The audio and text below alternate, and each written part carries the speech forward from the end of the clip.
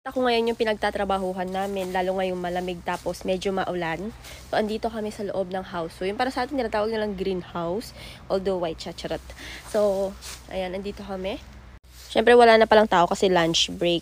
So, ipapakita ko yung ginagawa. Pag malamig pala, meron kaming ganito. Ayan, sinisindihan lang ganyan. Bubuksan are.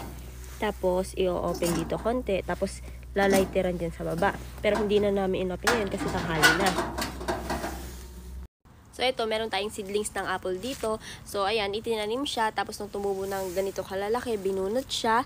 For what reason? Kasi gagawin nating pinaka-base ito ng paggagraftingan natin ng tunay, hindi naman sa tunay, yung talagang variety ng apple na gusto natin itanim. So, itong mga apple na ito, gagawin lang natin itong pinaka-base. So, ayan, ginupit lang namin siya dyan sa taas.